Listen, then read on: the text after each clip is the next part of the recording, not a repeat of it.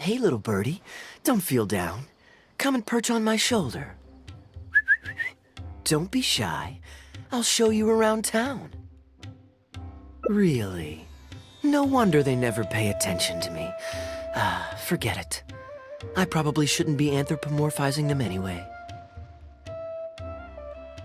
Haven't seen you in some time. To which one of the Animo Archon's winds do I owe the honor?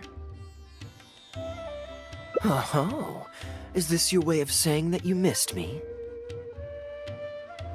Since it wasn't meant to be with this little birdie, I'd better leave it alone.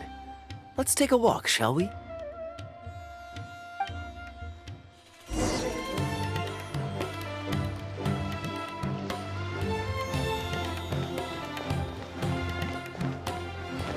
If you're wondering why I'm here, Jean's been worrying about trade safety recently.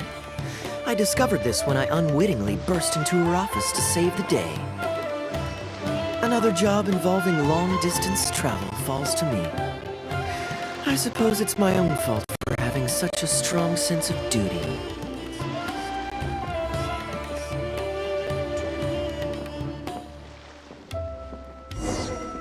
Still, on the bright side, business is now taken care of. And I have unused travel funds, so I was planning to...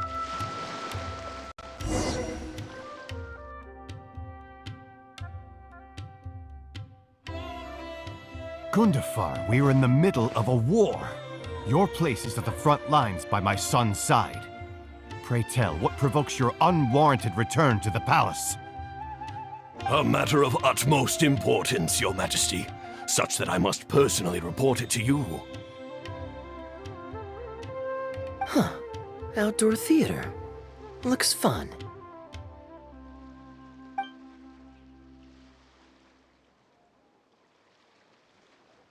Actually, yes. I saw some guards do a musical performance when I was traveling with their caravan in Sumeru. They were desert dwellers. So are these actors. And I think I actually recognize one of them. Come on, let's go watch.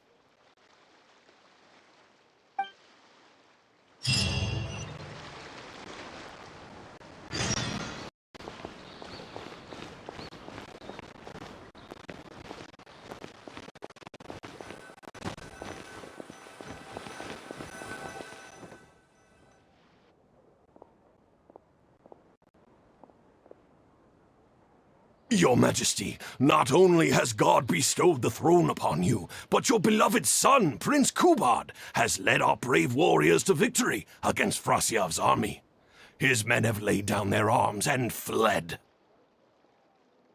Frasyav's brazen ambition is no more.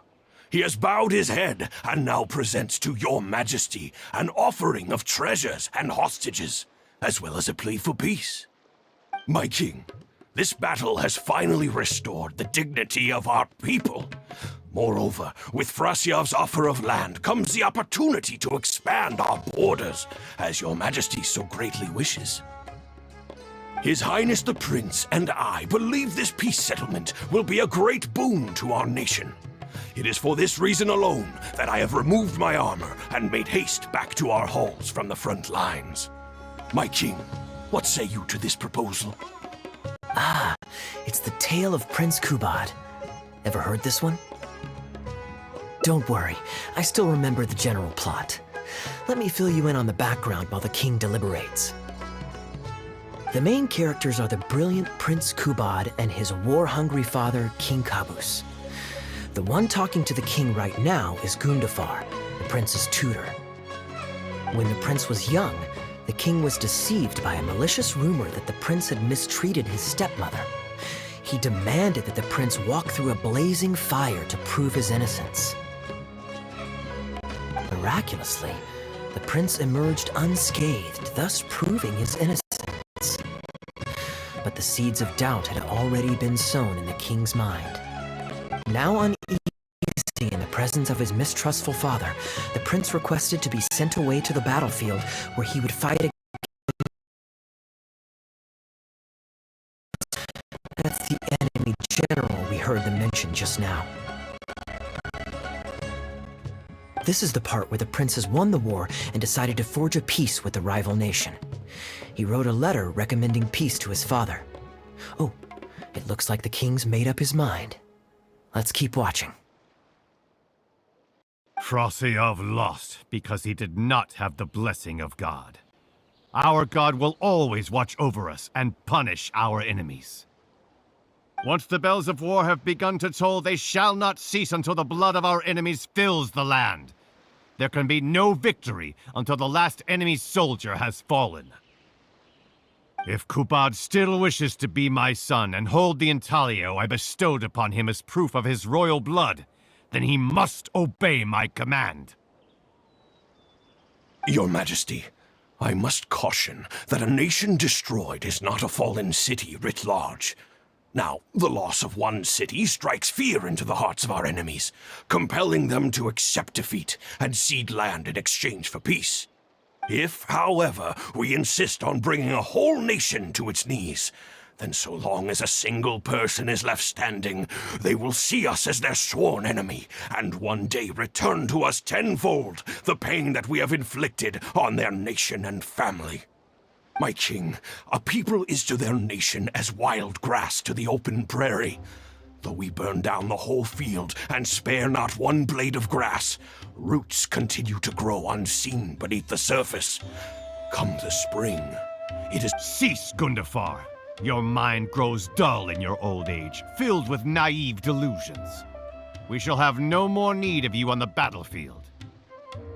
As for my son Kubad, I will summon him back to the capital, so he may be tried by a court-martial. What are you saying, my noble king? Why must you mistrust your own flesh and blood, and sink ever deeper into the blight of hatred? When he was falsely accused, you once doubted his honor, and made him walk through a raging fire. Did he not prove himself worthy by emerging unharmed from the flames? Now you would turn me away, when I seek only to provide the wisdom of counsel. What is the justification for this? The justification is that my word, not yours, is the law of the land. Cease and be gone, Gundafar, so you may spend the rest of your days with your wife.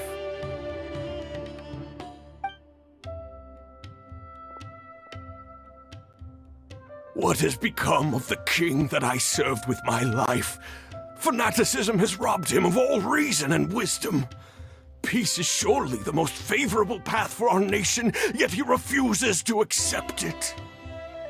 I must think of a way to seize control of the army back from the hands of my wayward son, that they might continue the fight to the end. Perhaps the first task should be this. I shall send a loyal contingent of warriors to eliminate Frosiyov and the hostages he has sent to our palace. Brilliant acting, Darbil. I saw you approaching us in the middle of the scene.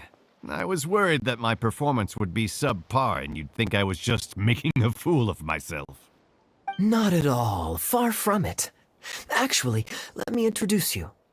This is Darbil, the actor for King Kabus.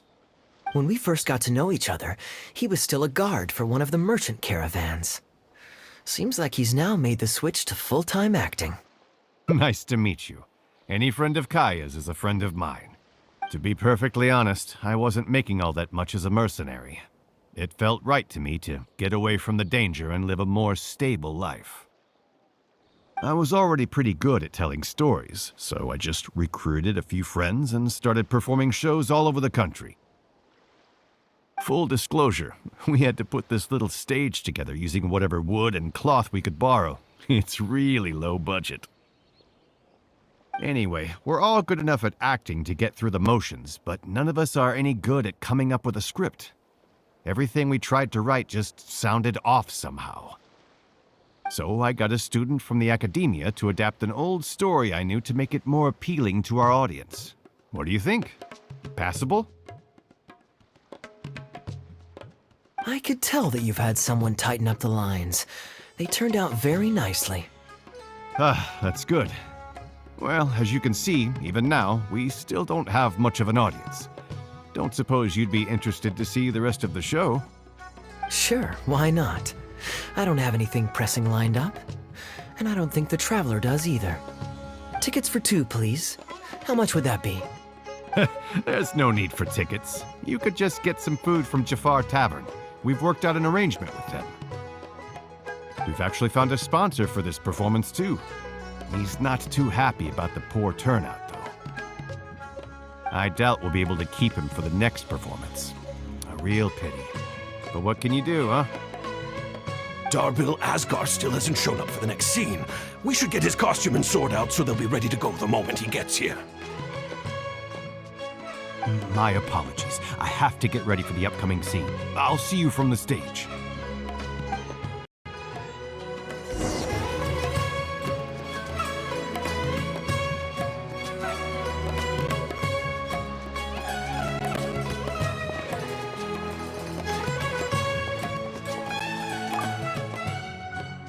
Would you two like to order some food?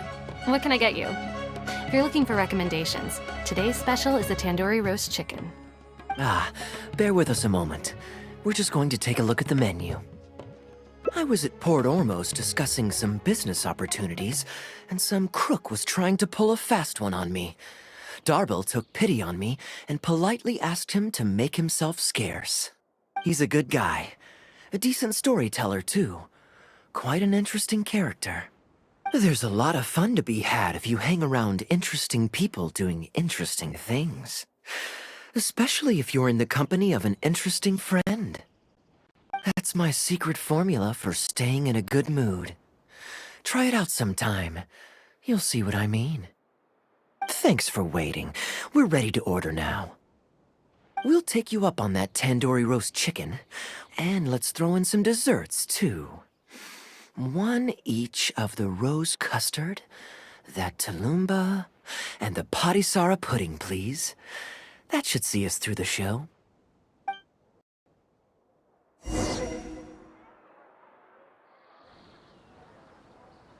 Your food's on the way.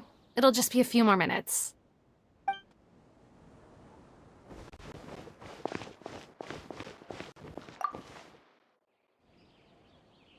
We've got good seats, close to the stage, but also not too crowded. We can watch the show as we eat. If I remember correctly, the next scene should focus on the prince. But I won't spoil it for you. You have to experience it for yourself. I don't tend to judge a story's worth by my personal affinity for it. But if you want to know my opinion, I'd say it's a fine tale, with a classical flavor that makes it a story for the ages. History always repeats itself. When you keep this in mind and watch out for the echoes of past events in the present, things that appear unfathomable at first glance become much easier to comprehend. Here you are. The check's on the table, too. Just call me over when you're ready to settle up. No need. I'll pay up front. Here. Keep the change. Thank you, sir. Oh, but this is too generous. Call it a token of my gratitude for the excellent service. The food all smells wonderful, too, so please pass my compliments to the chef. Thank you so much, sir. Let's dig in, traveler. Hey, Kaya. I'm so sorry, but the actor who plays the prince has run into some difficulties and won't be able to make it. We can't do the rest of the show without him, so I'm really, really sorry, but we'll have to call the show right here. Ooh, that would be fun. I wouldn't say no. Darbil, would you lose any income if I were to mess this up? Not really. I mean, there's not much of an audience here anyway. I wouldn't want to take too much of your time, though. Don't worry about that. I like to be spontaneous now and then. Spice things up a little. Let me think. Well, you already know the story, so you just need to memorize a few lines. Ha! You know what? This might actually work! Ah, wait, but Kubod has a specific costume he's supposed to wear, and there's no way you'd fit into it. Switching actors is one thing, but wearing street clothes on stage would really ruin the immersion. Yeah, I don't think this is gonna work. Well, good thing that I've actually got a costume with me. It goes pretty well with your stage, too. You're kidding. Can you show it to me? Sure. If you can show me the way to your changing room? It's in the restaurant. Follow me.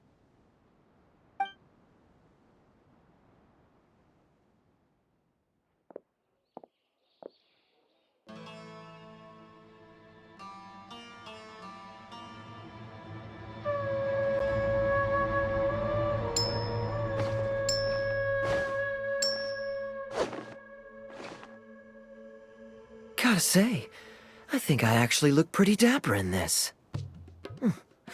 It's a pity I don't have many opportunities to wear it in public. Uh-oh, not a fan of me as a prince? I'll have to act my heart out so you'll be too dazzled to make any digs. Kaya, here's your script for the next scene. It's not too long, but you also don't have very long to prepare. Do you think you can memorize your lines in time? Only one way to find out. Okay, I think we've covered all your lines and movements on stage. You haven't had long to prepare, so don't worry about forgetting your lines. We'll remind you. All right, I'm good to go. Great. Then let's get this show on the road.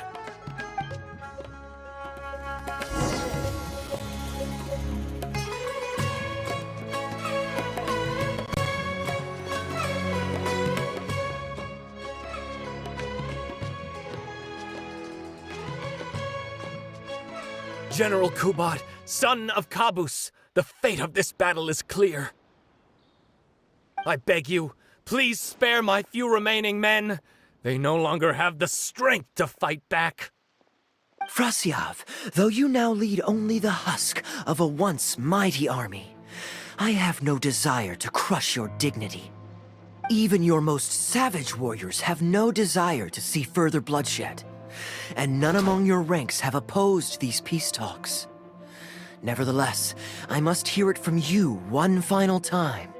General Frasyav, do you agree to sign a treaty in good faith and commit from this day forth to peace between our nations? With my army in ruins, I am in no position to do otherwise, but on this, I give you my word. Yes, let us end our hostilities and send our surviving men home to their families. We share the desire to lay down our arms for good and liberate our hearts from the dirge of hatred. Then as God above is our witness, by the authority vested in me by this intaglio of King Kabus, I hereby declare that I will spare your hostages and what remains of your army. May peace be restored to this land, and may these fields of war become a place where crops grow aplenty. My tutor, Gundafar, has already made haste to my father, the king, with the recommendation of a truce. It is my sincere hope that he will see that peace as a path to prosperity and grant me his blessing. Prince Kubod, your name is renowned throughout your land and ours. I will place my hope in your words. One will find on a battlefield no master of ceremonies, nor the paper on which a treaty may be signed. In their absence, let us raise our weapons and swear an oath. I, Kubod, son of Kabus, hereby pledge protection to you and all of your kin. May the oceans be stained red with my blood if I am ever to renounce this oath. Wow, your friend is so dreamy. He's not a real prince by any chance, is he? Hey, Rashana, you don't want to miss this. The good-looking guy who left that huge tip is acting on stage with Darble's troupe. Darble's one lucky man. I return, Your Highness. I hope I'm not too late. Have you already promised peace to Frasyov? Nay, I am not so rash as to preempt my father's blessing. I promised only what I could so far, the safety of his kin. My child, I must share with you the gravest news. Caboose has become blinded by fanaticism and hatred, and will stop at nothing to vanquish every last man under Frasyov's lead. How can this be? You mean to say that my father has rejected our proposal for peace? He has indeed. I urged him to reconsider, and for this I was rebuked and dismissed from his service. But far stricter punishment than this awaits you, should you return home with your troops. Please heed my warnings, dear child. I dare not imagine what unspeakable atrocities your father intends to commit. Nay, the truce must stand. I cannot renounce my oath. How can man claim to stand above beast without remaining true to his word? The masses have grown weary of death and conflict in both our nation and theirs. Are we all now to bend to his will and massacre countless more to satisfy a desire that is his alone? When I departed my beloved home to fight in a foreign land, I did so to honor his wishes and for my duty to our people. Alas, is this fate's grand design? Kaya, the next line is, "Alas, is this fate's grand design, that I should spend the rest of my days in a foreign land, till I am laid to rest in a grave far from home?" Must it be so? Huh? Wait, that's not part of the script. Kaya, did you not hear me? My dear audience, I ask you this. Do you believe in fate? If fate decreed that your life was to end in tragedy, what would you do?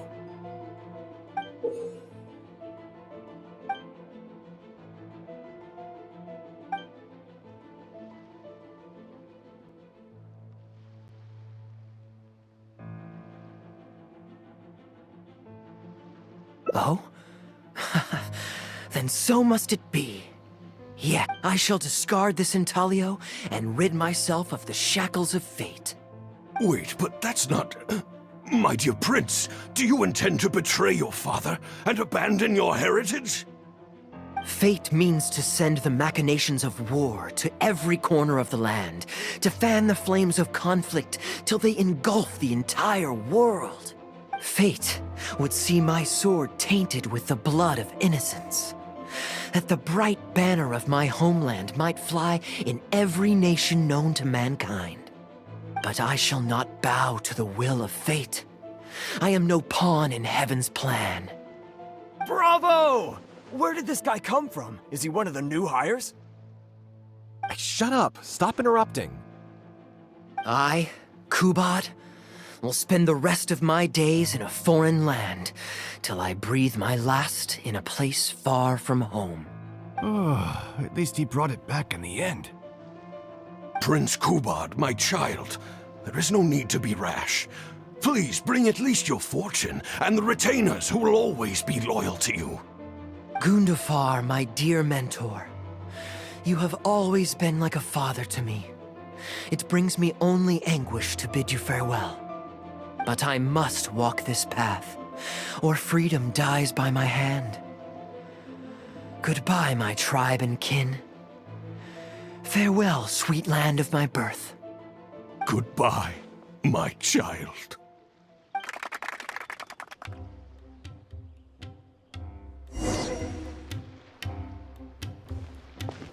The show is pretty good. Are you guys professional?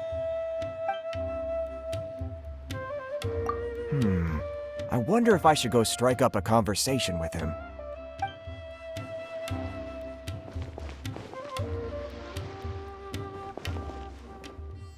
Ooh, it's Prince Kubad. Could I please get your autograph? Why, certainly, ma'am. Oh, thank you. I'll just go find a pen.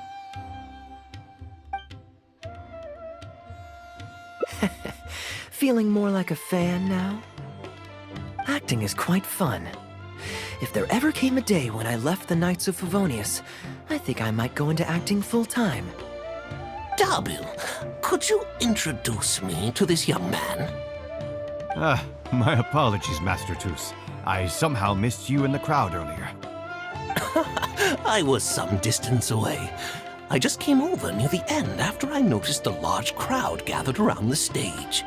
The performance was outstanding across the board. I knew that the poor turnout over the past few days was just bad luck. It was only ever a matter of time before you hit it big. The improvised section was particularly good. I think you could include some improvisation as a staple in future performances. As for the prop he threw, no need to get it back. It's fairly cheap anyway. Thank you, sir. And a big thanks also to our wonderful prince. Had Kaya not agreed to fill in, we might have disbanded right on the spot. Kaya, was it? Well, young man, I must say you've made quite the impression on me. My caravan is always loaded with the finest food and wines. You're welcome to visit at any time. Thank you for the invite, sir, but I'm afraid I've reached the end of my time at Sumeru. I'm sure that my friends and family in Mondstadt must be missing me terribly. Well then, consider it an open invitation. Once you've been bitten by the travel bug, my friend, you'll be getting itchy feet again before too long. My door is always open. If you're ever interested, please ask Darbil to reach out to me. Darbil, we can continue discussions on the sponsorship once you've wrapped up today's show. I'm going back to the inn. Thank you so much, Master Toos. I'll see you shortly. Seriously, Kaya, thank you for bailing me out again. You're a good guy. May the gods bless you. You know, you should stay for a few more days. I owe you a meal at the very least. Darbil, Asgar is back. He lost track of time playing Genius Invocation TCG. You've got to sort him out. Genius Invocation again? Ah, that does it. That kid's not getting away with it this time. Please excuse me, Kaya. I will be right back. Sure, there's no rush. Okay, I think they're all gone. Let's slip away now while we can.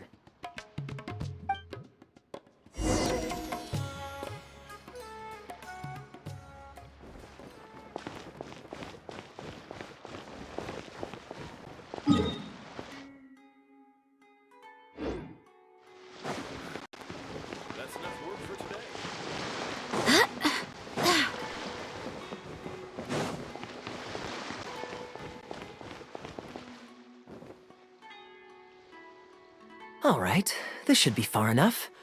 Don't think they'll find me here. People were starting to expect a lot of things that I didn't sign up for. Besides, the missing actor is back now. Darbil shouldn't be needing me to stand in again. I don't mind socializing, but compared to chatting over food and drink, I much prefer just going wild on the stage. What about you? Did you enjoy the show?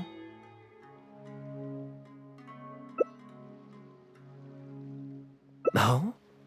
I was expecting a lengthier critique, but you've thrown the question right back at me. Sneaky. All right, I'll rise to your challenge. Let me think. All the world's a stage, and all the people merely players. Does that answer your question? Perhaps there's an inept god out there deciding everyone's fates, much like the academia student drafting Darbil's scripts. Yeah, inept is a good word for it. Honestly, it might even be a little too civil to describe a god who turns fathers against their sons and is bent on endless warmongering, don't you think? Anyway, that's exactly why actors need to wake up and realize they don't have to follow the script. There's nothing to stop them from following their gut and making it up as they go along. Oh, my dear traveler, please don't take me too literally. I don't want you to get the wrong idea. The god is just a figure of speech. The real point I'm making is about the actors. Everyone, you and I included, is both an actor and a member of the audience. If you don't like the script, just walk off the stage and join the audience. You always have a choice. A little too obtuse? Well, don't dwell on it. It's nothing worth losing sleep over. Relax. Be yourself. Do your thing. That's all I'm really trying to say. When I did my little bit of audience interaction back there, you had no time to prepare. You had to just say what you thought in the moment. I think those spontaneous thoughts are often the most authentic. And you're still holding on to the intaglio I threw you from the stage, right? Keep it. Think of it as a souvenir from my improvised performance. It's been the most fascinating day, hasn't it, little birdie?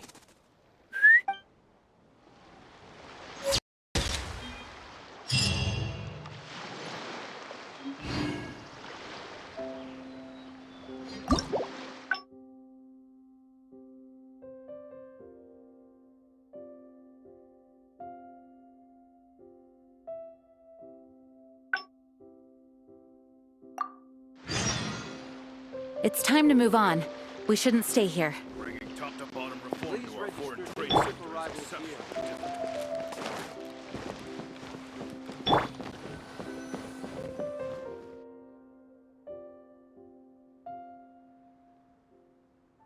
Gundafar, we are in the middle of a war.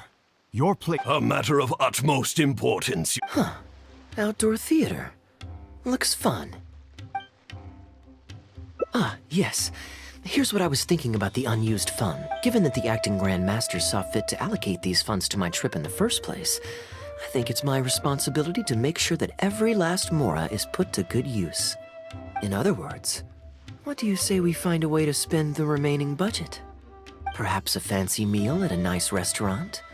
Or a river cruise that takes in the sights of Sumeru City? Or we could buy a few nice mementos to take home. Hey, no need to put it like that. Let's keep walking. We can consider it some more on the road.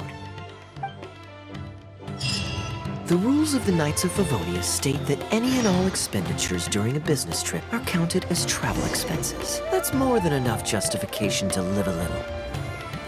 Of course, with me being here on my own, it was looking like a wasted opportunity. But now that I've run into you, why don't we make this a joint trip?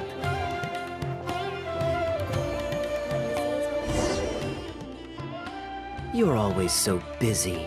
It's high time you gave yourself a proper break. Even the sharpest blade loses its edge if it's always in use. Regular maintenance is essential for reliable performance. And anyway, life is short, so we should make the most of the time we have. Right now is the perfect time to relax and enjoy ourselves. And who knows how many other chances we'll get. So come on, what do you say?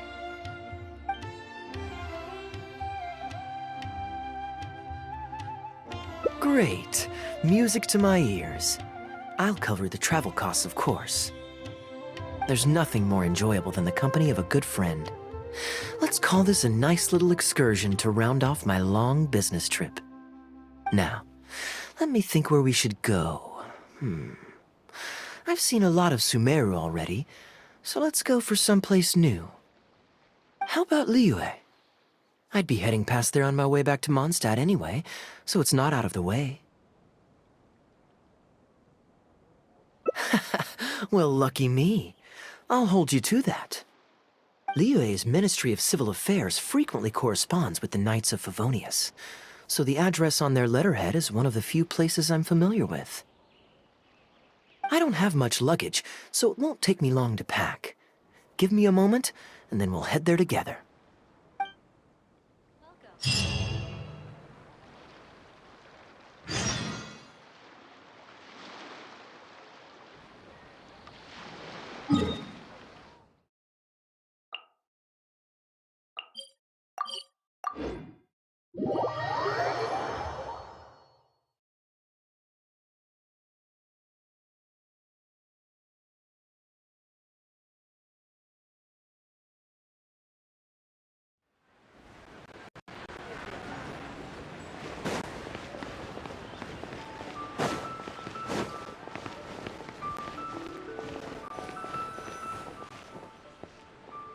I've heard that there's lots to see and do in Liyue, but I'm sure you're more familiar with the place than I am, so I'll leave the itinerary to you.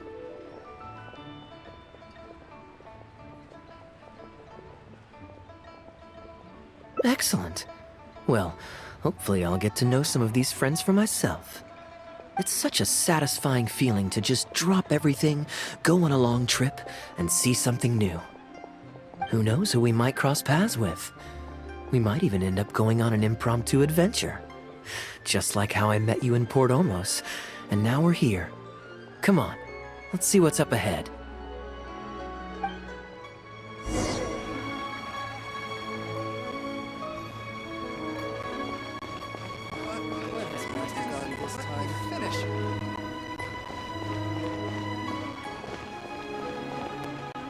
Do you know this shop? It looks pretty nice from the outside.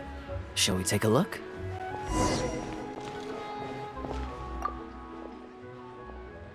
Welcome to Mingxing Jewelry. We are a long-established trader of precious stones. Is there anything in particular you're looking for? Let me see. Ah, some nice jewelry you've got here. Maybe I can grab something with a local flavor as a souvenir. What do you think, traveler?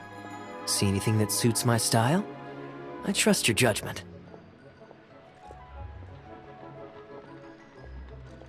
Ah, you're interested in souvenirs. If you're struggling to decide, you might want to consider getting some jade. You can't go wrong with a nice jade pendant. They're an elegant addition to your look, whatever your age or gender. If you're looking for a specific design, we can make it to your specifications. It does take some time to fulfill an order, however. High-quality jade is hard to come by, so our waiting list is at least a couple of weeks. Oh, that's a pity. I'm just visiting and I won't be in town for very long. So as much as it pains me to do so, I'm afraid I'll have to leave this beautiful bijou behind. No worries at all, sir. If you're looking for something off the shelf, why not go and see Mr. Shurto at the Jade Mystery?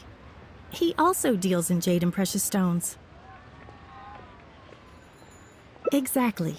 But on that note, let me give you a word of advice. There's no risk in purchasing a piece of jade that's already been cut. But you could lose all of your mora betting on uncut rocks. I won't say any more, as I don't want my fellow vendors to think I'm bad-mouthing them. But I think you catch my drift. It's only human nature to spend a little when you're on a trip. But don't be too hasty to part with your cash. The Ministry of Civil Affairs takes everyone's economic well-being very seriously, and they often send out the Millilith to spread public awareness of well-known scams. As guests here, I'd encourage you to watch out for anyone trying to rip you off. I think that's sound advice wherever you go into that. We appreciate it, boss.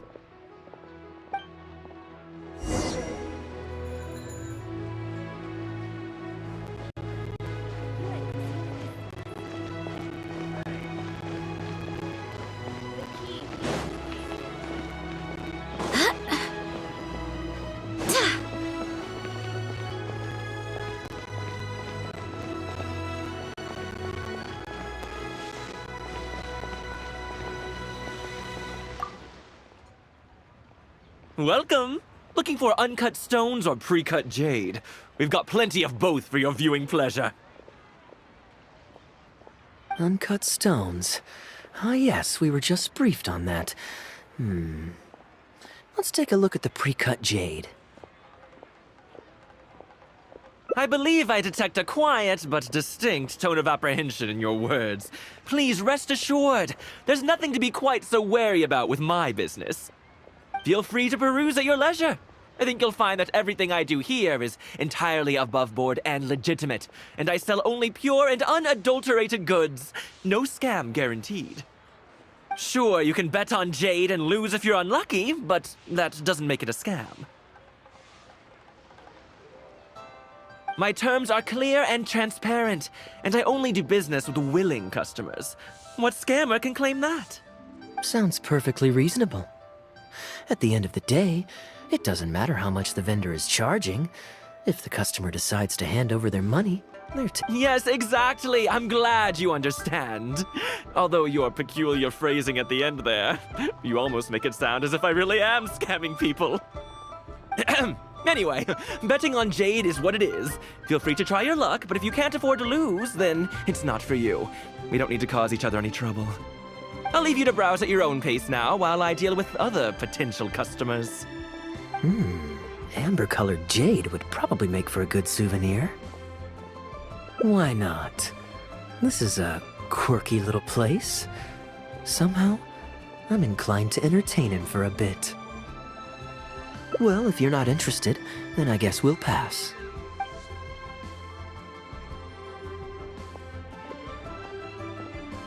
Ahoy there, Captain! Fancy seeing you back in town. Struck any gold lately? What, a poor sailor like me? You must be joking. I barely managed to make ends meet. What about you, Chateau? Still scamming people with your pile of rocks? Hey! Keep your voice down. Can't you see I've got customers? But more to the point, when have you ever seen a customer get scammed in my store? I mean, you want the full list? Or Captain Kaya? What, brings you to Liyue? Oh, just taking a short trip with my friend. It's been a while. Yes, it's been a good while, hasn't it? Anywhere you'd recommend I visit while I'm here? Let me think. One-man restaurant's always a pretty good bet. Chef Mao's daughter is a skilled chef, and their prices are very reasonable. My wife can't get enough of their boiled fish. You could give that a try. And, speaking of my wife, she won't let me forget what a great help you've been to us before. So thank you, on her behalf. Your wife? Ah, yes. How is she doing these days? Keeping... Very well, thank you. Very well. Anyway, I've got something I need to do down at the South Wharf, so my apologies, Captain Kaya, but I'd better get going. All right. See you.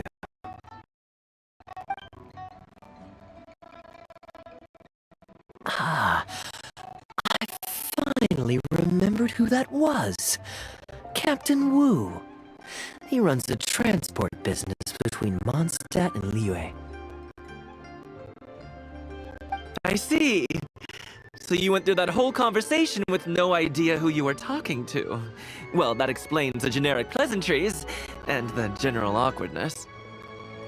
Old Wu's usually quite the chatterbox, so it's very unusual for him to just take off mid-conversation. How exactly do you two know each other anyway? An educated guess. Yes, you could put it like that. It's pretty straightforward, honestly. The captain was making a delivery to Mondstadt when his ship sprang a leak.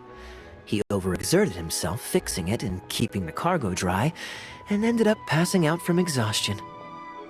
I took him to Mondstadt to recover. Well, it still seems strange to me. Sure, he's hardly the most charming conversationalist, and he's also mighty stubborn, but all of us know Old Wu is an honest and kind-hearted man.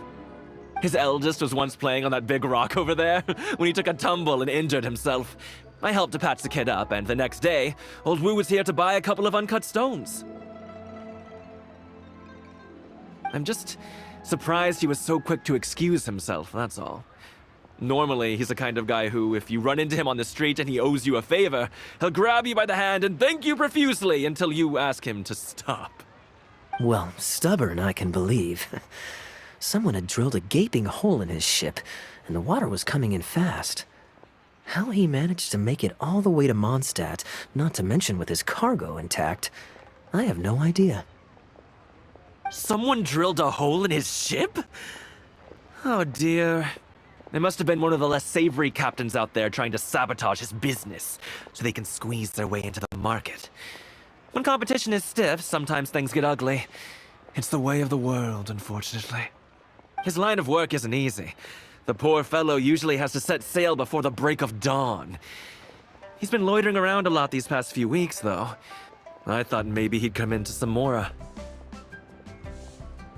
Competition is fierce these days, and there's not a lot of mora to be made in shipping. So every day he stays idle is another negative in the books. I do wonder what's gotten into him. Anyway, I digress. We merchants protect our goods like our own lives, so who knows? Maybe he had some important cargo to see to. Either way, good sir, don't mind him. I am an upstanding member of the Knights of Favonius, after all. Just look me in the eyes. Don't you find me trustworthy? Since you asked about recommendations earlier, you're here from Mondstadt, yes? Might I suggest the tea house is somewhere to rest your legs? If memory serves, they're just about to retell the tale of Bravebeard the Valiant from the top. Why not pay them a visit? Huh. Sounds interesting enough. Let's check it out.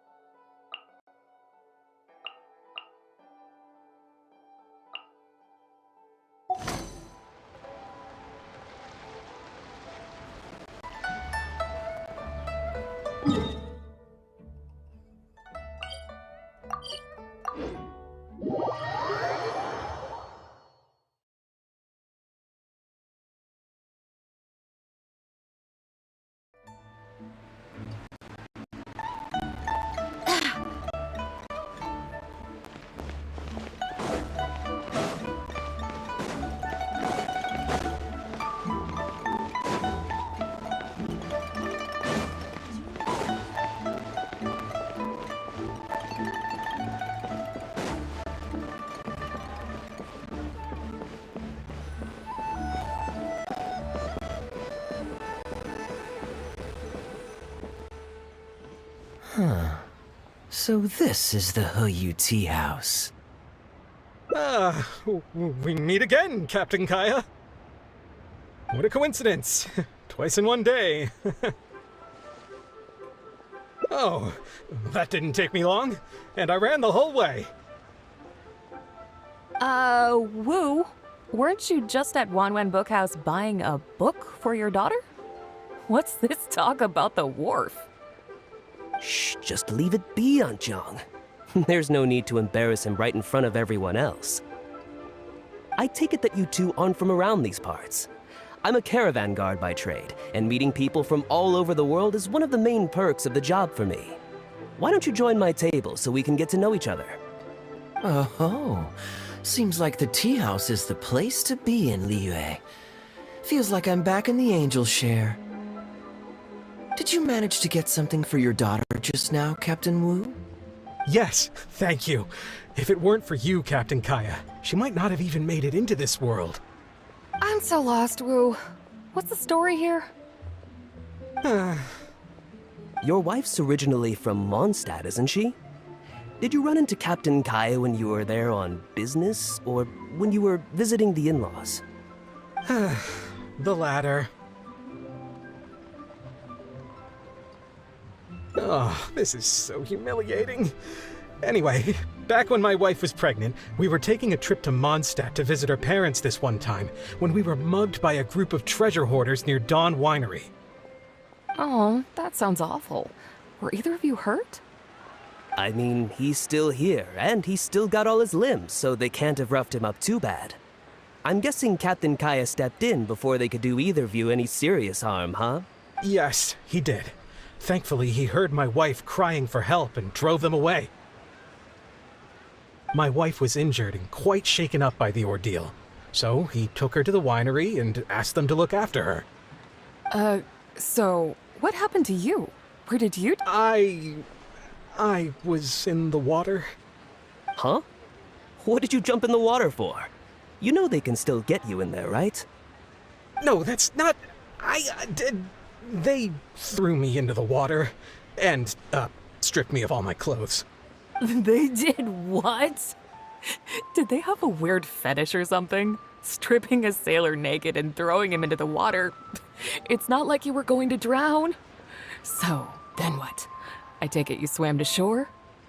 The treasure hoarders always move in groups, and fighting back when you're outnumbered isn't usually an option. It's no surprise that they quickly overpowered Captain Wu. I'm just glad that everyone made it out all right at the end. Captain Кейя, please, there's no need for you to try to save face for me like this. I already owe you so much. You don't have to do anything more. Yet, despite that, I somehow only ended up humiliating myself further. Oh, there's no point in me trying to save face now. They tossed me into the water to humiliate me, and to use it as leverage to get my wife to pay up. But they didn't know that I could swim.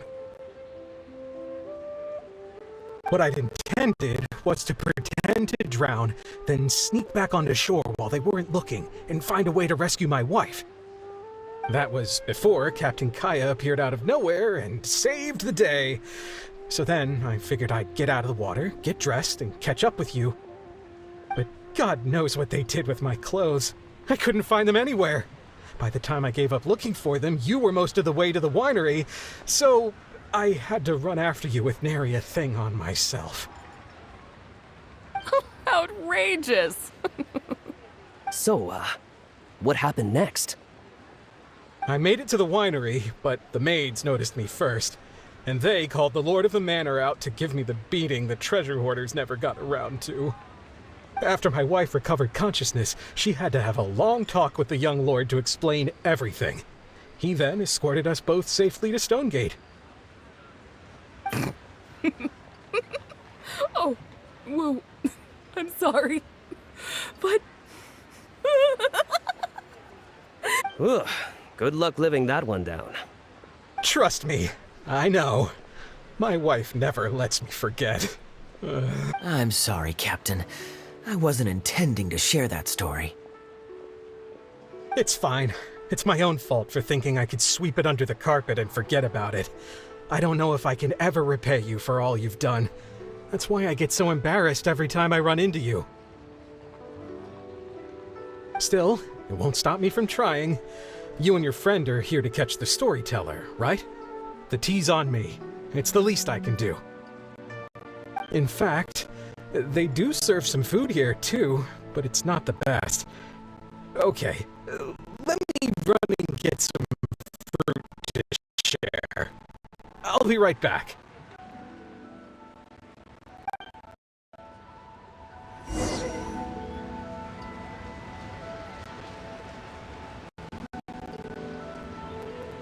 I wonder how much Fanaria caught of that. Old Wu really has no filter, does he?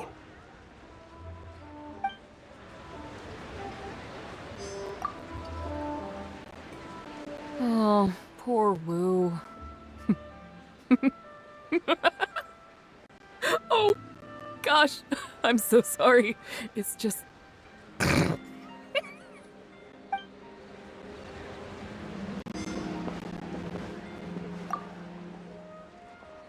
He really didn't have to share all the details of that story, but since he didn't seem to mind, I wasn't about to stop him. I did actually forget at first, but once he brought up his daughter, the memory of his naked escapades came flooding back. D-Luke thought some pervert was harassing the maids. He charged straight out the door, great sword in hand and raring to go. I haven't seen him so angry in a long time. So many people owe me favors nowadays. It's hard to keep track of them all. I really should go check my favors ledger once I'm back and refresh my memory. Hey, you didn't think I was being serious, did you? Do I really strike you as the kind of person to keep track of favors in a notebook? I just helped the guy out on a couple of occasions because I happened to be in the right place at the right time. I have no intention of asking him to do anything for me in return. I'm back with fruit. Please help yourselves, everyone. My treat. Thank you. Oh, don't mention it. It's just a few fruits, nothing extravagant. Once my new pharmaceutical business takes off and I have more to spare, I'll get you a proper thank you gift and send it to the Knights of Favonius. Pharmaceutical business? So you found a new career? No more shipping? Shipping's impossible work nowadays. There's too much competition, and the margins are too small, so I've decided to switch gears. I'm going to become a partner of Boo Boo Pharmacy and provide funding for a brand new medication they're producing. It's specially formulated to treat seasonal joint and limb pain. If you didn't know, it's a very common health complaint among sailors, but also extremely difficult to treat. I've suffered from it myself, which is why I know that a lot of people stand to benefit from this once it enters the market. It's a good cause, and a stable source of income. Whichever way you look at it, it's a step up from the back-breaking work I did before. I've already had some talks and invested 1 million mora for the first round of funding. That's impressive, Wu. I wouldn't have thought you had the connections for something like that. So is it Dr. Baiju that you're in talks with? Oh no, not Dr. Baiju. Actually, it was his master, Dr. Baifudze. His medical expertise and clinical experience are second to none, and he really cares about his patients. He gave me a few of his traditionally formulated bone-strengthening pills when he saw me suffering from my leg pains one day. It was like a miracle cure. The pain immediately went away. Dr. Baiju's master? Yeah, I told him I'd be enthusiastically recommending his medicine to the other guys at the docks. And after some hesitation, he just went right ahead and wrote up a prescription for me, completely for free. He said that he shouldn't really be handing out free prescriptions since, and I quote, "It goes against generations of tradition handed down by our forebears." But he just felt like it was the right thing to do. What a great guy. But I got chatting with Dr. Baiju recently when the Secure Transport Agency did a delivery for Boo Boo Pharmacy. He told me that his master has already passed away. Huh? Why would he say something like that? I mean, the guy's old, but he's still in great health. Captain Wu, where did you meet this old master? Just out on the street? I know that sounds dubious, but this is an educated and respectable gentleman we're talking about. There's... Hold on a second. I just remembered something. My nephew-in-law met a medicine seller not too long ago, too. He also described it as a miracle cure. He spent a lot of mora on it, but when he brought it to Boo Boo Pharmacy, Herbalist Gui took one look and told him he'd bought nothing but regular painkillers. This Baifudze you met, did he by any chance have a goatee and salt and pepper hair? He did. If I may, Captain Wu, there's a lot of mora involved here. It seems like it would be worth asking this Dr. Baiju about his master, just to set the record straight. You could show him the medicine as well. Clearly there's some misunderstanding here. You're right, Captain Kaya. A quick trip to Boo Boo Pharmacy and I can get Dr. Baiju to clear all of this up. I'm sure it's all... I mean, hopefully it's all fine. He left in a hurry. He must be stressed out of his mind right now.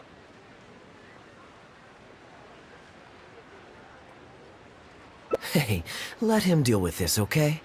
No point in you stressing yourself out, too. Fraud or not, it's up to Captain Wu to figure out exactly who he's gotten himself involved with. I'm no Dark Knight hero, or a martial arts hero for that matter, and neither are you. Wait, where are you? Now that I think about it, I can see you having a secret double life as a martial arts hero here in Liyue. Either way, Liyue has its own rules and regulations. Best to let the Ministry of Civil Affairs deal with this in the proper manner. If a couple of outlanders like us get involved, we might just end up muddying the waters, even with the best of intentions. We came here to enjoy ourselves, remember? We don't want to get our priorities mixed up. Oh, and look at that. The storyteller's taking the stage. It is said that the sky's the limit for the aspirational soul. But alas, for the woes of the world are equally limitless. No such stranger to woes was Huang Guang, a man who, having suffered countless injustices at the hands of his fellow men, yet fate fortuitous found him when he entered the tutelage of an adeptus and learned many mystical arts from them. Per his master's wishes, He then returned once more to the human world. Only this time, with a sworn duty to cleanse the land of demons and to see justice done wherever he might tread.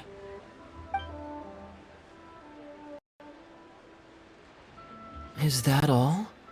Ah, I was hoping to hear the rest of the story. It was all right. I suppose the hero always has to sacrifice himself to save others, and it does make for some good storytelling. But it leaves you wondering how he really feels about the whole thing. Did he ever have second thoughts? Only he can know, I suppose. Oh, I see the show is over. Yeah, I saw Dr. Baiju. Looks like it was a scam after all. Then what are you waiting for? Don't just stand there. You need to report this to the Ministry of Civil Affairs right away. Hold on. Let's not lose our cool. Get your story straight first, so you can give them a clear and detailed account of events in the order that they occurred. And one more thing. Do you still have a way to contact this guy? Well, I'd arranged to meet him at the Yunshang Tea House once I've withdrawn the next sum of Mora, so I suppose he'll still be waiting on that. Okay, so you've got another meeting lined up. I've got no one to blame but myself for this. I can't believe I was so gullible. I guess the world isn't made for naive simpletons like me.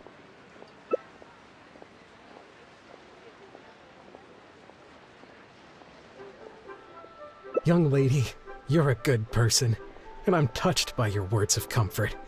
Still, it's up to me to find a way to get my Mora back. The consequences are mine alone to bear. At my age, I'm sure I should be comforting the young with words of wisdom rather than the other way around. What does that say about how I've spent my life? It's obvious, isn't it? He needs to report the case to the Ministry of Civil Affairs. Come with me.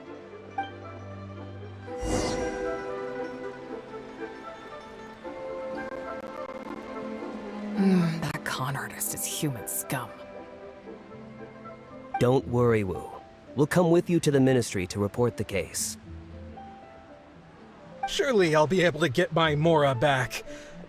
Probably. Hopefully.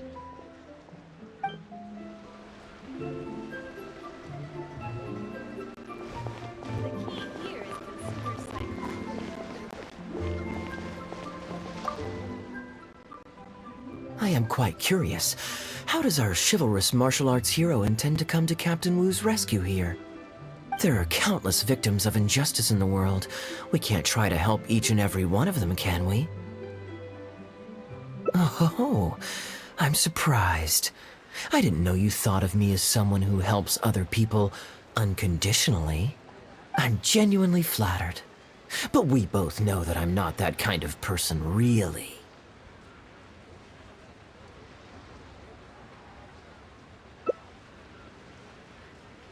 Your logic is very straightforward, and but I like how you think.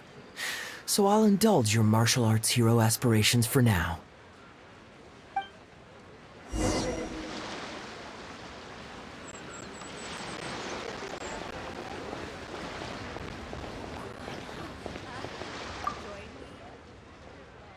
Captain Wu, how would you feel about owing me one more favor? I'm sorry, Captain Kaya?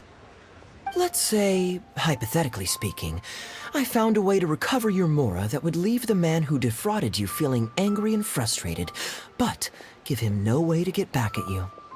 If it could be done, and the only cost was owing me yet another favor. What exactly are you getting at? The Traveler here is adamant that you should ask me for another favor. Personally, I blame the storyteller.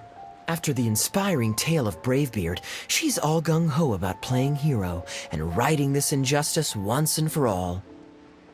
Captain Kaya, young lady, thank you. I will humbly accept your kindness. All right. Now here's what I'm thinking. All right, then it's settled. Per our brave hero's plan, let's rendezvous at Yanshang Tea House tomorrow.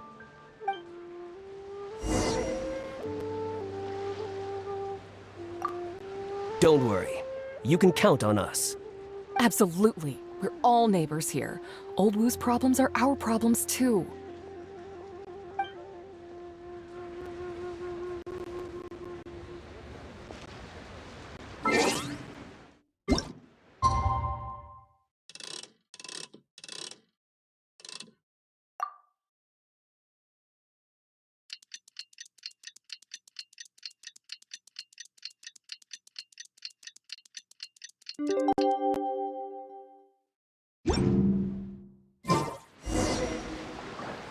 The key here is consumer psychology.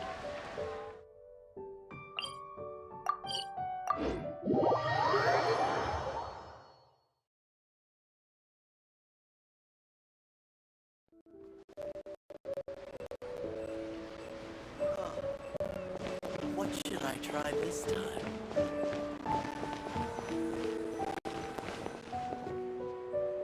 Ah, you're here. Good. I'll head upstairs first, and you join me in a bit. You've got nothing to worry about. As long as this lucky coin's in my hands, it'll do as it's told. Before I toss the coin, I'll get our guy to bet heads or tails. Then it's your turn to bet. Now remember, if I touch my chin, you bet heads. If I touch my forehead, you go for tails.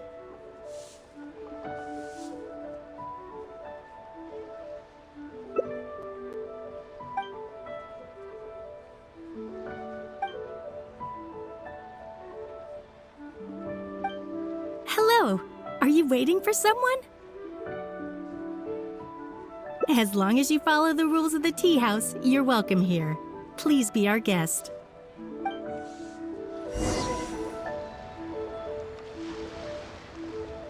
As long as you follow the rules of the tea house, you're welcome here. Please.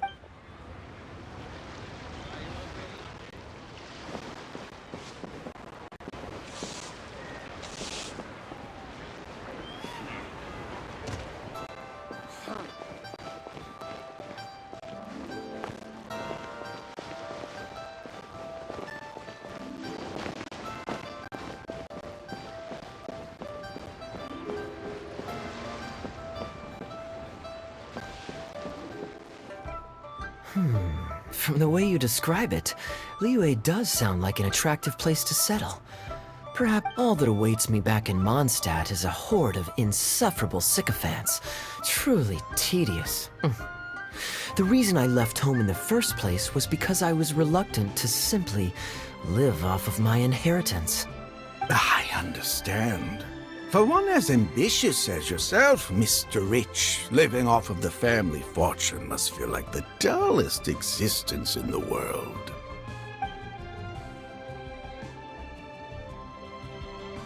What are you doing? It's common courtesy to introduce yourself. Can't you see we got here first? They're running out of tables, huh? Looks like this location's getting too small for them. Very well, I'll make an exception for you this one time. Let's hope the tea, at least, won't disappoint me. So, my friend, what's your name?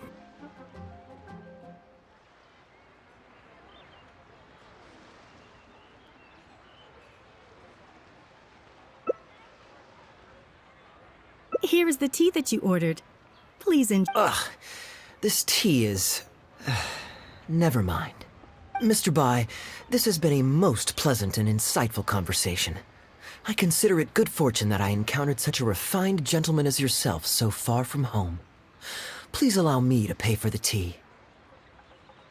Yes, good fortune indeed. In that case, I must thank you for your generosity. You there. I'll get yours too.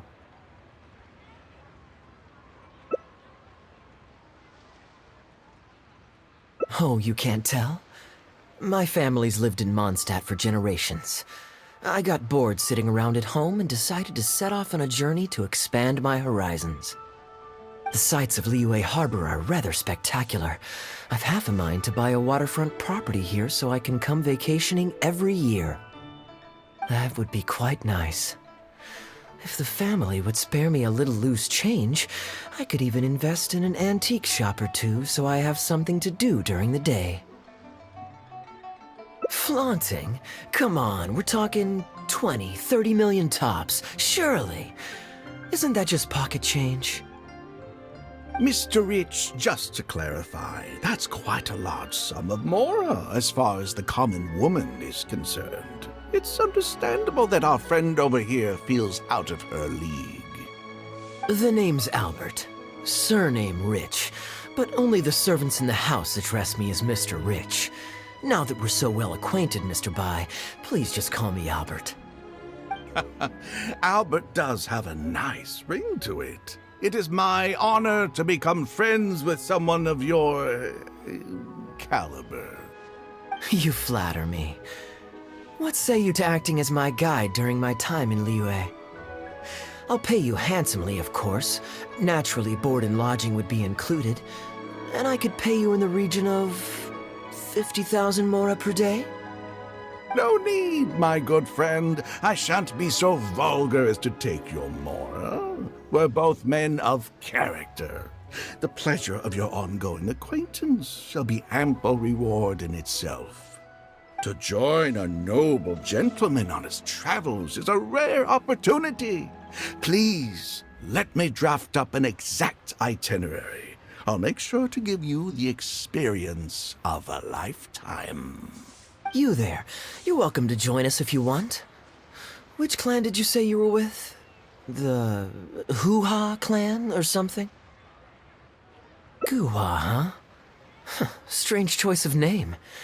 Gotta say, I've been in Liyue for a while now. This is the first I'm hearing of them. Yes, well, there are many martial arts clans and factions in Liyue. It's only natural that you haven't become acquainted with all of them. Ha, fair enough. Still, weird name. Bet they have some even weirder practices.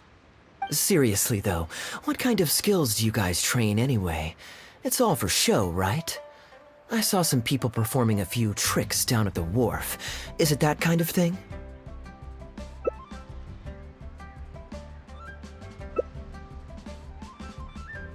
I already told the server to put it on my tab. Don't bother getting her to split the bill. It'll only complicate things. Young lady, there's no need to take things so seriously.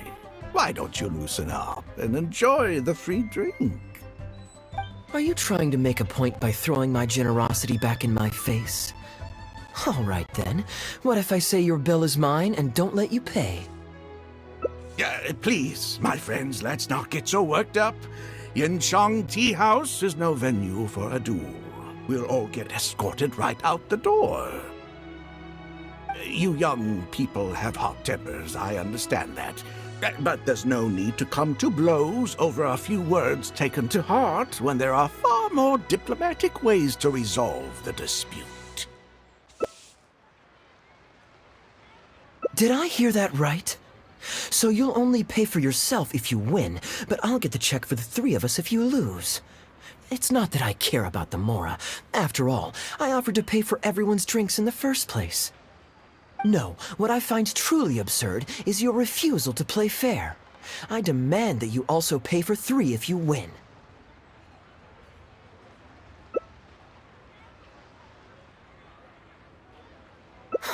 Fine.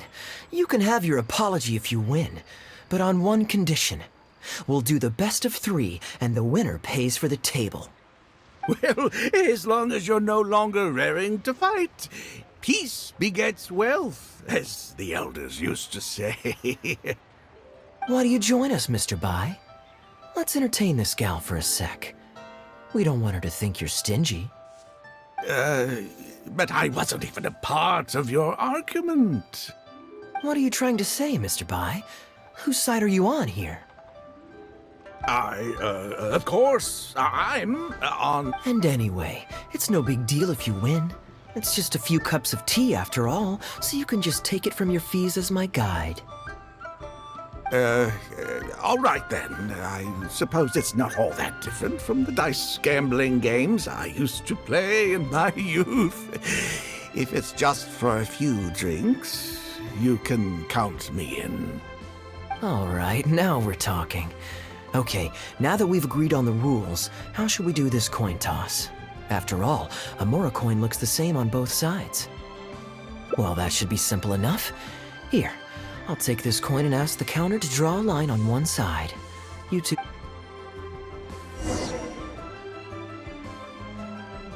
Young lady, I can see that you haven't spent many years in the real world. You take everything far too personally. I, too, only met this Mondstadt millionaire by complete chance today, but we're getting along just fine. I actually came here to meet with a business partner to count the cash from 2 recent investments, when this gentleman struck up a conversation with me. In the real world, you've got to keep up appearances. There's no need to offend the rich. After all, if you keep them happy, you can probably make some more off of them, too. You young people are much too impulsive. It pays to keep a level head.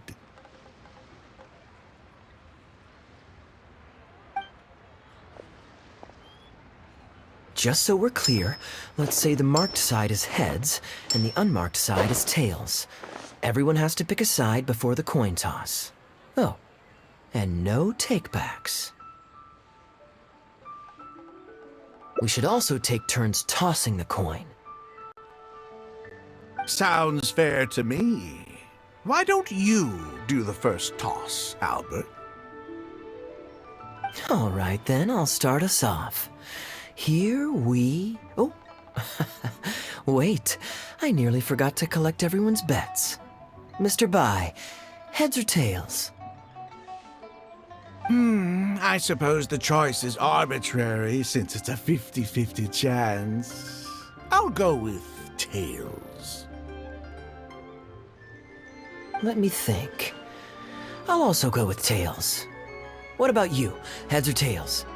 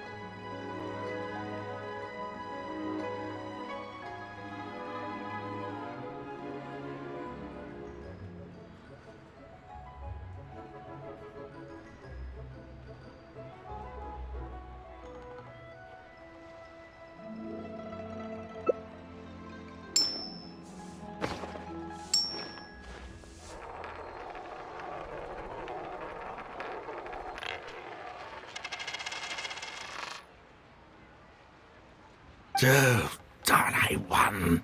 Lucky me, I guess. I won as well. Guess there might be a formal apology in the cards after all. I have a suggestion. If one of us loses twice in a row, they should get knocked out while the other two carry on playing to decide the winner. Otherwise, with 3 of us playing, it'll start to get difficult to keep track of who's won the most times. I flipped the coin last time, so why don't you go next? I don't want you blaming my coin-tossing skills if you guess wrong this turn. Here. Now just wait a second, my dear friends. Please let me do the second toss. Oh? Anxious to take your turn, Mr. Bai? You are both young, and I've already seen your short tempers for myself. If Albert loses this round and this young lady wins, you'll be tied. And before you know it, you'll be at each other's throats again.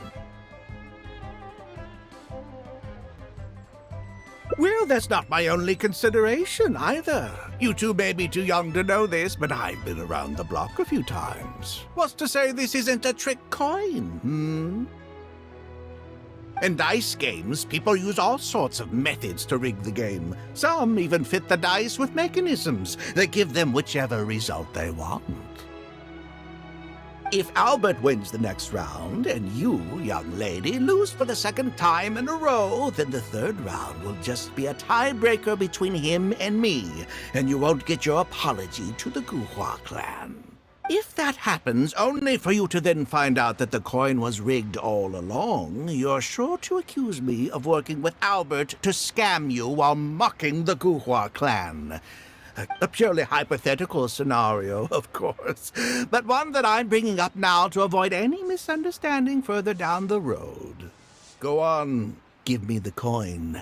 I'll show you how to check if it's been rigged. Very diligent of you indeed, Mr. Bai. Looks like I chose the right person to be my guide. Here, take it. A rigged coin will always be a little heavier than a normal coin, you see. This one seems perfectly normal to me, however. But don't take it from me. Why don't you test it for yourself? What's your bet this time, Mr. Bai? I'll stick with tails. Tails, huh? Well, you seem to have a feel for this, so I guess I'll match your bet again this round. Tails it is. And you?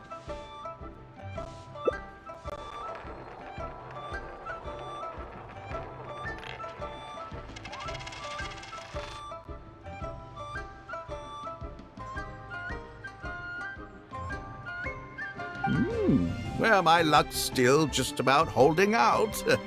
The three of us are now tied, so no one drops out. Certainly better than Albert and I going head-to-head in the final round. Mm-hmm. Well, here you go. What'll it be, Mr. Bai?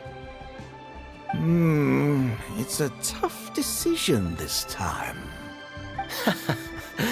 That's what makes it fun, isn't it? Anyway, there's no need to stress. What's the cost of a few cups of tea compared to 50,000 I'll be paying you every day? You make a good point. All right, I'll take heads. Okay, and now it's my turn to guess. Not that the outcome matters either way to me. I won't even notice the more's gone. Whatever, I'll take tails.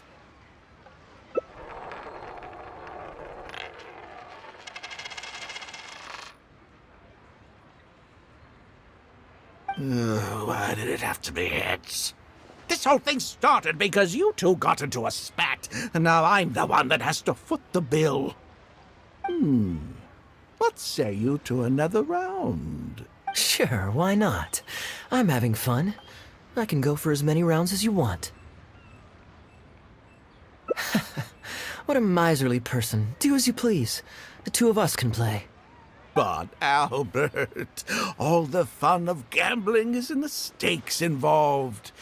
What say you to throwing a little loose change into the pot? Oh, come on now. No need to walk on eggshells here. Let's keep it simple, shall we? If you guessed right, I pick up the tab. But if you guess wrong, I'm afraid it's still on you. Sure. That's exactly what I was thinking. Well, here's the coin. You can toss first. I'll take heads. I'll choose... Wouldn't it defeat the whole purpose of betting if you guessed the same as me?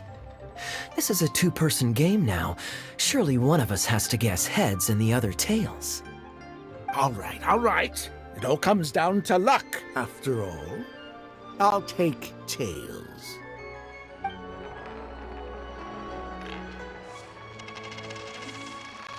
Ooh, looks like Rex Lapis has smiled upon me today after all. Thank you for the tea, Albert. Look at you getting so giddy over some chump change. It's like you've never gambled with real money before, my old man. That's a real rush, I'm telling you. This is nothing by comparison. Well, In that case, would you care for another game? Sure. Let's up the stakes a little this time. Shall we say 50,000? Oh, maybe that's a little on the high side. What, 50,000? But that's just a single day's guide pay for you. All right. I'll bet tails. Great, then I'll bet heads. No takebacks. Heads. Tails.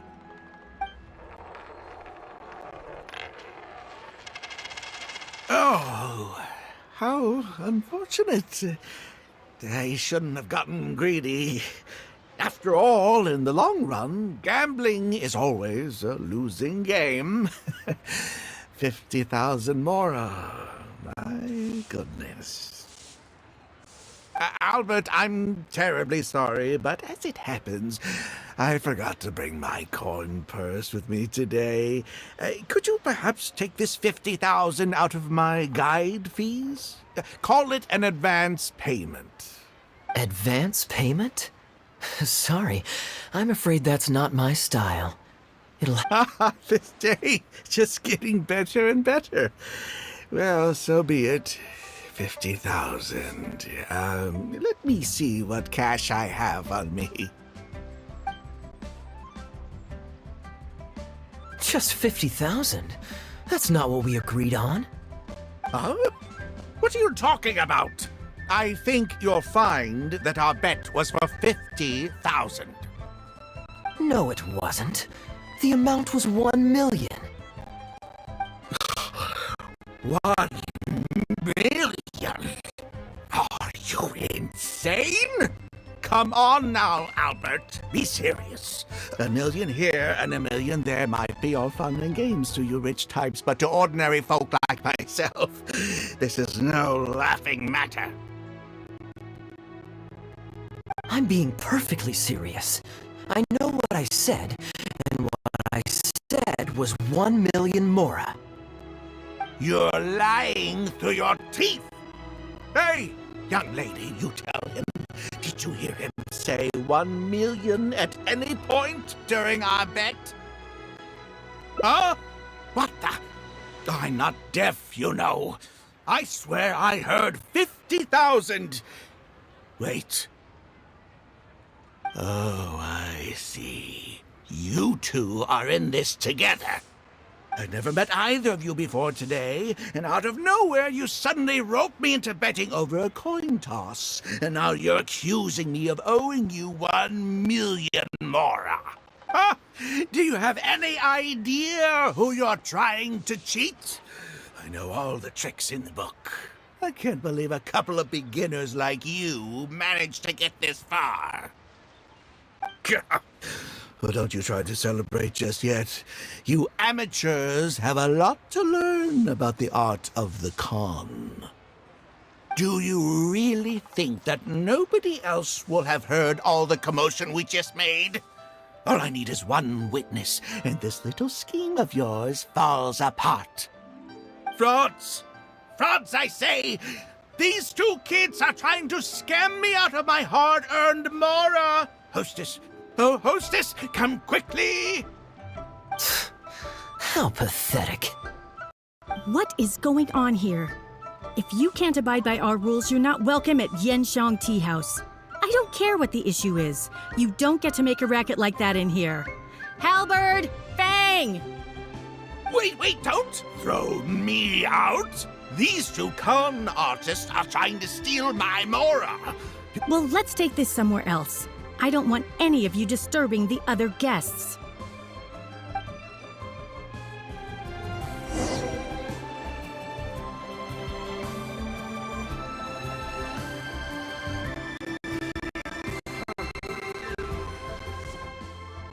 Okay, you two. Care to explain yourselves? Gladly. He's making up completely spurious claims. We were betting mora over a few coin tosses, and now he wants to back out.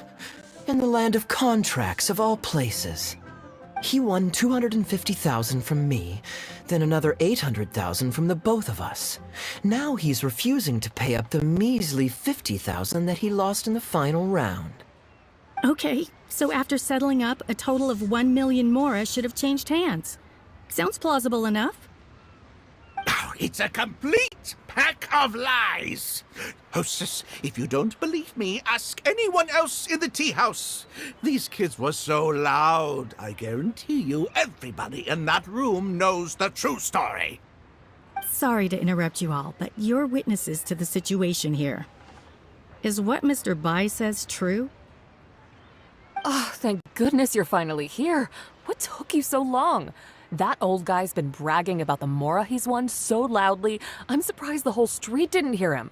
I was about to report him to the Ministry of Civil Affairs.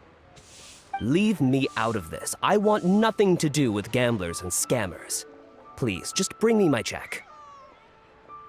Our new owner laid down the law not too long ago. We turn a blind eye towards casual games of dice, but there is zero tolerance for any explicit gambling with real mora. Return any winnings to the party you took them from, and we'll say that none of this ever happened. Otherwise, I'll have to bring in the millilith. And I can assure you that they take a more hard line on this kind of thing than we do. Why should I have to give them any mora? I don't have any mora on me. Oh, but I think you do. 2 investments, was it? One of them to the tune of exactly 1 million as it happens. Oh, and don't forget you still need to pay the tab. You... Wait, how did you... Halberd! Fang! There's a gentleman here that I'd really like you to meet. Please, please don't. I'll pay, all right? This was never your mora to begin with. We'll be returning it to its rightful owner now.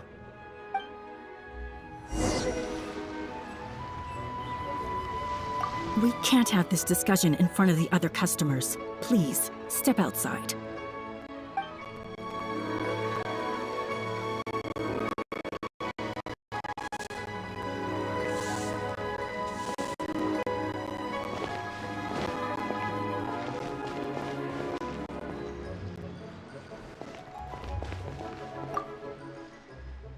What did you think, Captain Wu? Could you hear clearly from your corner on the 2nd floor? Yes, everything. I can't thank you two enough. Woo. This was your doing, wasn't it?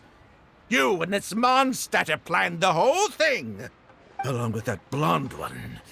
And all the customers on that floor were in on it too, weren't they? I know where you live, and I know what your wife looks like, and your pretty little daughter too. You crossed the wrong man today! Who'd be scared of a crook like you? I'll take you on any day of the week. Well, let's see how long that false bravado of yours will last. Oh, look at that. He figured it out. Guess he's not as dumb as we thought. Don't you two get cocky either. Just you wait. I will hunt you down. My apologies for having to leave this question until you'd vacated the premises. But I couldn't have things escalate inside the tea house. I hope you can understand our position.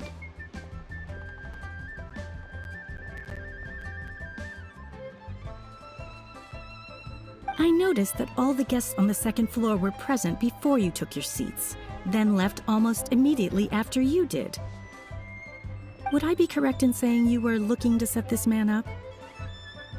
Wait, so you saw through it right away?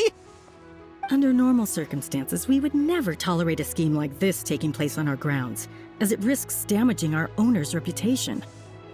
However, I understand that our owner holds the traveler in high regard and must have good reasons for their actions. Still, I would appreciate an explanation, if only so that I can answer to the owner. Ah, as I thought. When you're operating on someone else's turf, you run the risk of clashing with the master of the house. Thankfully, we considered that possibility before going ahead with our plan. Over to you, brave hero. You're the one with the connections in Liyue. It's your time to shine.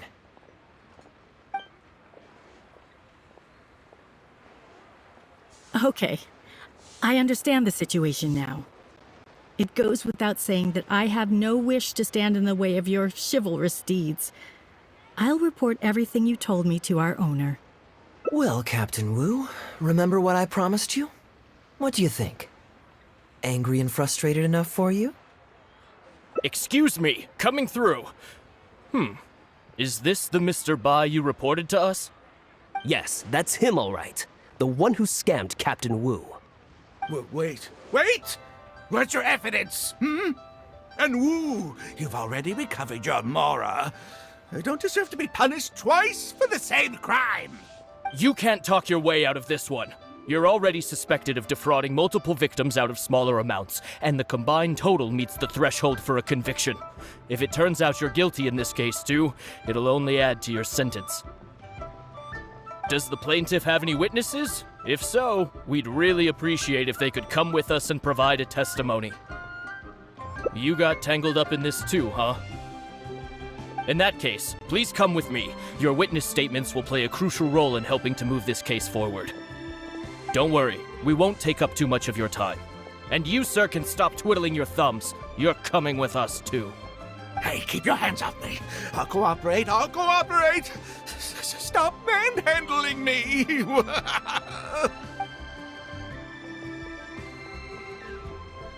Thank you so much, the both of you.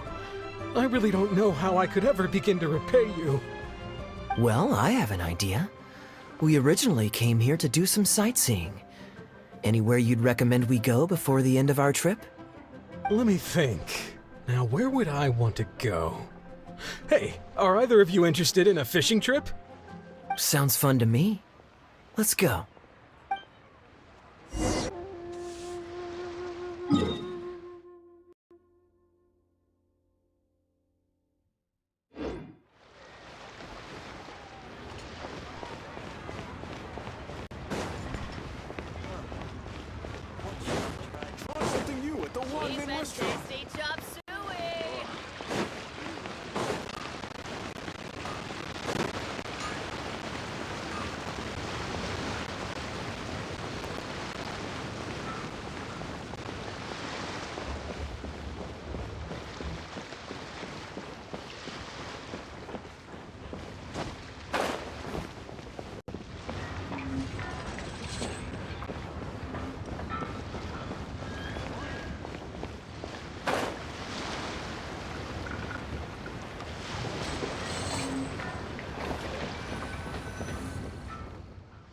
Well, this was certainly an eventful end to my trip. It wouldn't have been possible without you. Or my lucky coin, of course. Wouldn't be much of a lucky coin if it had. Besides, I already taught you how to become attuned to it. You still need some practice to master the technique, but luckily it decided to play nice and spare us any more complications. A better question to ask might be, what do I do to make this coin happy to work with me and show me whichever side I wish? My answer would be that I tell the coin a joke every time I toss it into the air. If it finds my joke funny, then it cooperates with me. Of course, this whole arrangement hinges on a pre-existing amount of trust between the two of us. I can't just get any strange coins to listen to me. Yeah, I was a little surprised when he unwittingly called out our trick coin, but it didn't matter. A good gambler always keeps their options open. You have to have a contingency plan for when the odds are against you. So when I went to the counter, I marked a regular coin as well as my trick one. That safely avoided any risk of him finding out about the trick coin, but it also meant that we wouldn't be able to control the result of that round. But hey, what does it matter? The fact that he made things a little more challenging only made it all the more exciting to watch him slowly but surely fall into our trap. Especially listening to him warn us about the possibility of a rigged coin right as we were scamming him. That was my favorite part. As long as I chose the same bet as him, and you bet the opposite to me, It was always going to end up with him paying. Unless, of course, he'd had some other tricks up his sleeve that we hadn't thought of. Then things would have gotten really interesting. You two are genuinely the smartest people I've ever met. I'm no intellectual, so I would never have been able to come up with a plan like this. Even when you described it to me, I only understood parts of it. Well, I may not be the smartest guy around, but one thing I do know is this. One should always return tenfold the help that they've received from others. We were just ordinary acquaintances. You had no reason to help me as much as you did. If there's anything I can ever do for you in the future, anything at all, please let me know. You can always count on me. I guarantee it. No? You seem agitated. Are you worried about owing me yet another favor? There are two kinds of people who owe me favors. One is my friends, and the other my informants. My informants have to fulfill whatever requests I make of them, no questions asked. The question is, which kind of person do you want to be? Ah, and you're torn again.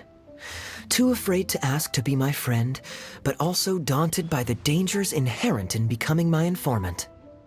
Well, it's okay, because I just thought of a fun and easy way to get us out of this impasse. Let's do a coin. This is the regular coin I prepared for the contingency plan when I was borrowing a pen from the bar. Not the lucky one that does what I tell it to. If it's heads, we're friends. But if it's tails, you're at my beck and call. May the Lord of Geo decide. So, was it heads or tails? What do you think? What does your heart tell you? I understand now. You have my most sincere gratitude. No, that's a little too formal. What I'm trying to say is, here, your fishing rods, my friends.